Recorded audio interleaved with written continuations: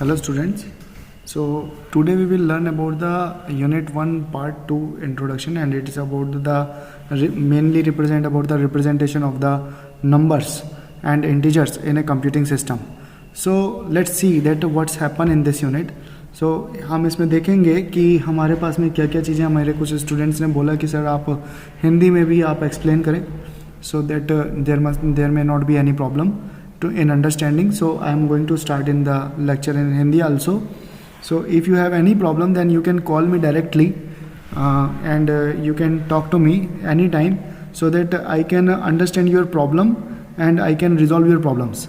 Okay, so you can mail me also, you can understand the things, and you can talk to me also on my mobile number which I have given on the Moodle.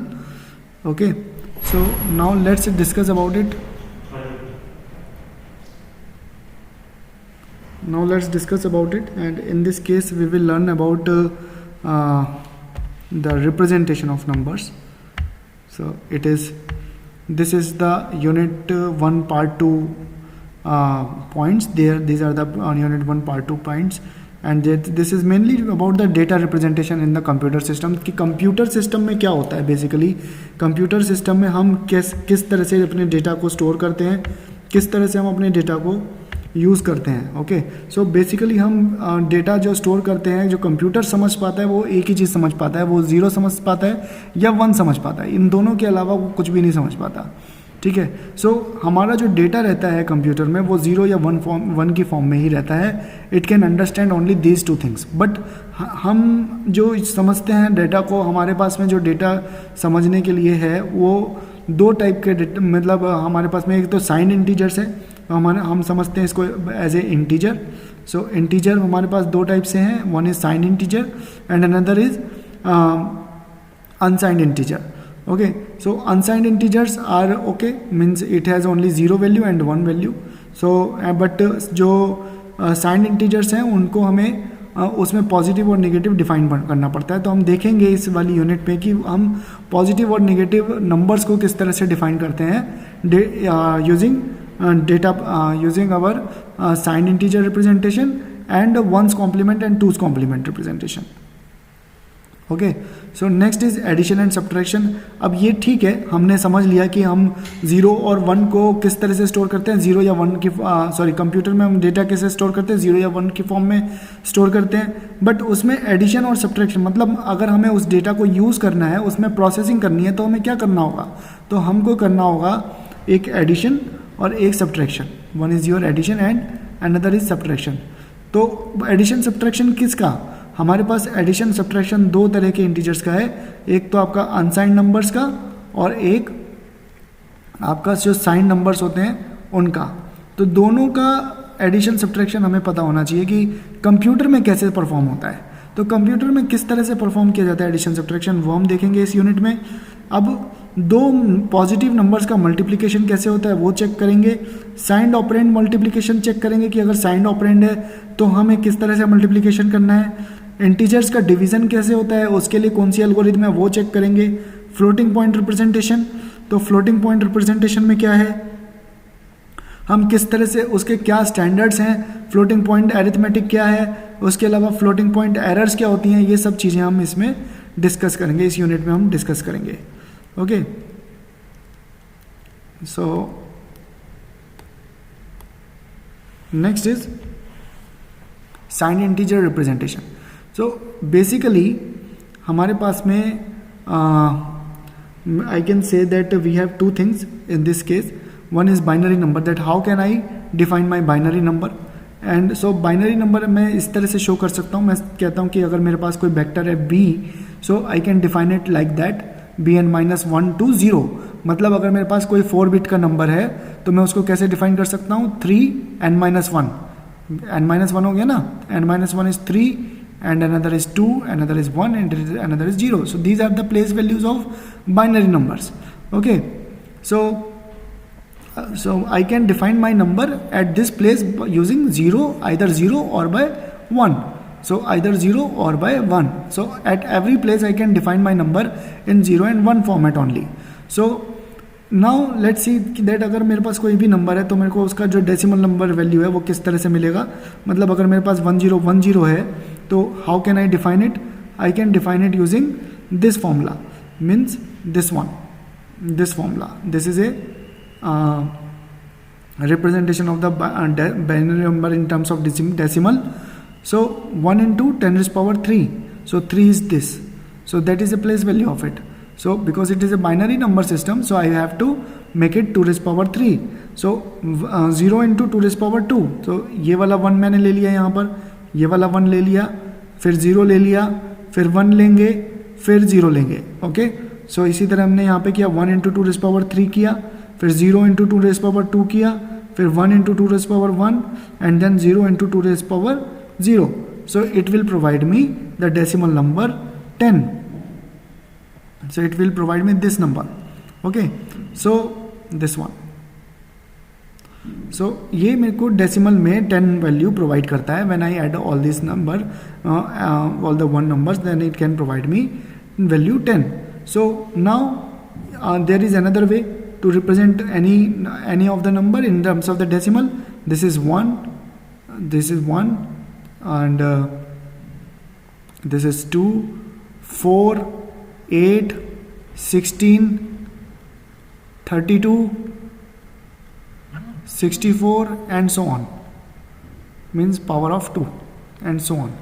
So if my number is 1010, I just write here the number 1010 and I can add wherever the one is, wherever the number is 1, जहाँ पे 1 है वहाँ पर मैं उसको add कर दूंगा. I can add these two numbers and I can have the value of binary number in terms of decimal number.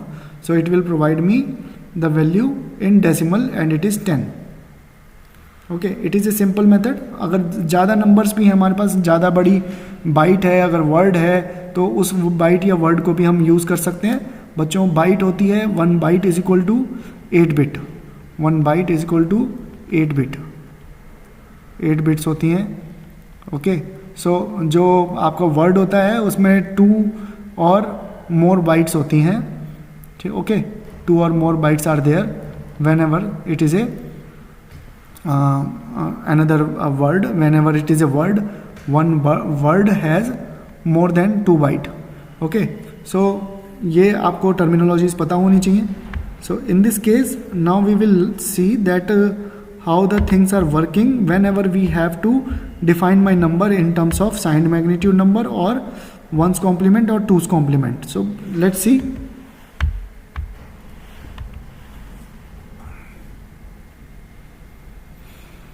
So it is a signed magnitude number, signed and magnitude number, and it is 1's complement and it is a 2's complement. Now you can see that it is a only 4-bit number. So you can find that here is only 4-bit number. We are taking B3, B2, B1, B0, and here is the data 0, 1, 2, 3 and so on. So I can represent my 0 number. I can represent my 0 number here. I can represent my 0 number here. Then I can represent 1. Then I can represent 2, 3, 4 and 5 and so on. Okay. 5, 6, 7.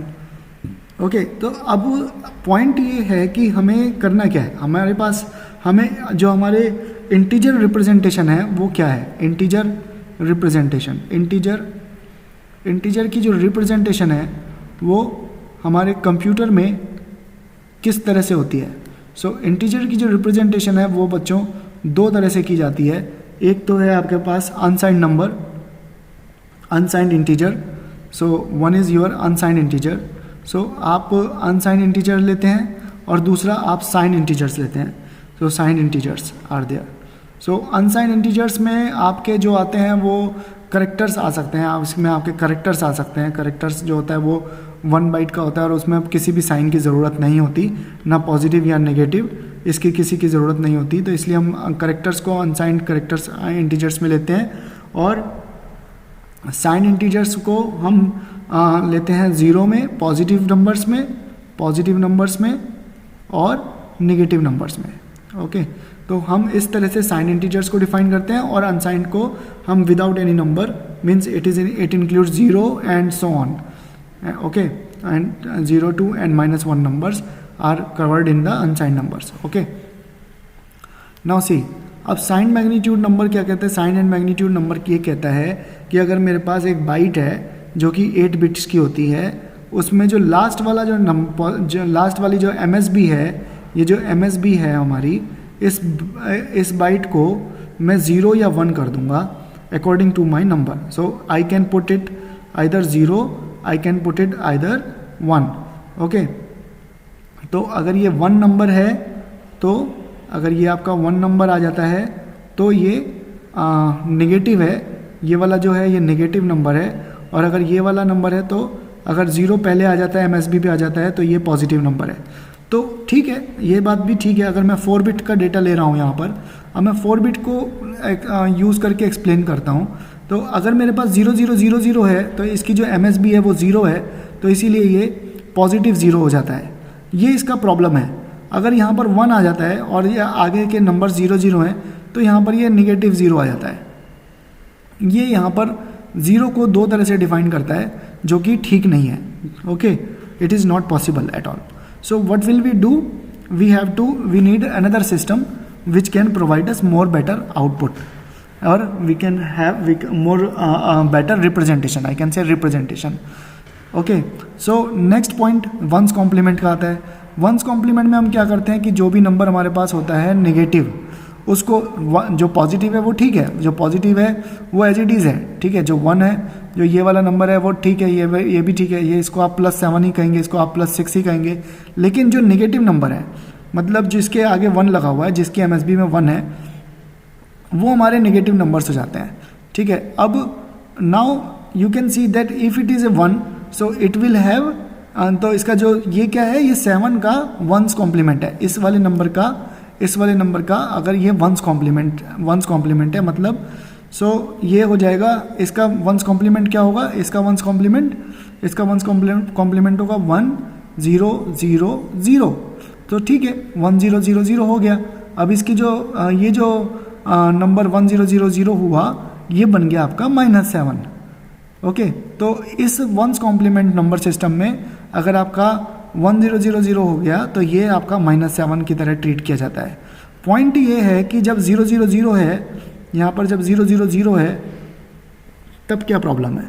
अगर मैं इसका once complement लेता हूँ, तो मुझे ये वाला number मिलता है बच्चों, तो मुझे सीधा ये वाला नंबर मिल जाता है. ओके, तो ये वाला जो नंबर है, इट विल, सॉरी,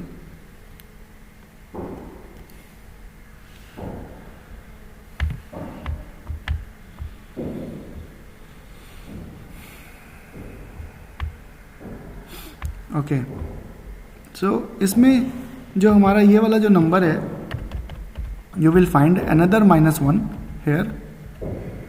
यहाँ पर आपको another -0 here. So you will find another -0. ये तो 0 यहाँ पर हो गया और एक आपका 0 यहाँ पर हो गया.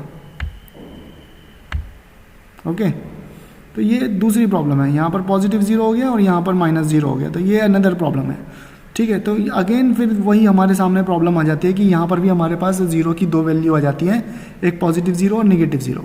नाउ जो सेकंड कॉम्प्लीमेंट है वो थोड़ा डिफरेंट है.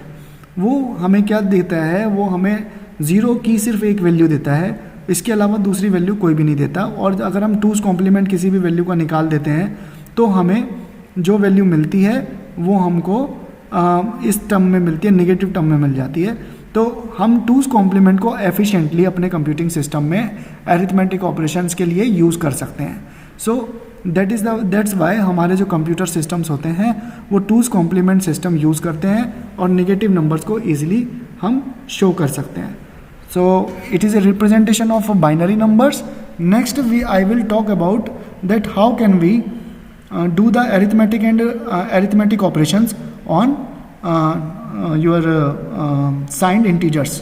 ओके, सो नेक्स्ट हमारा जो पार्ट है वो है sign integer one's and two's complement हो गया, addition and subtraction. So I will discuss with you this addition and subtraction and the algorithm associated with this addition and subtraction of the sign numbers.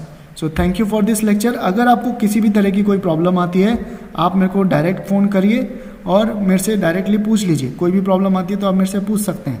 कोई problem आती है तो आप मेरे को mail भी कर सकते हैं। आप मेरा जो वीडियो लिंक है तो उस पर भी कमेंट कर सकते हैं कि आप मेरे से कुछ भी पूछ सकते हैं वहाँ पे भी। सो thank you for this lecture.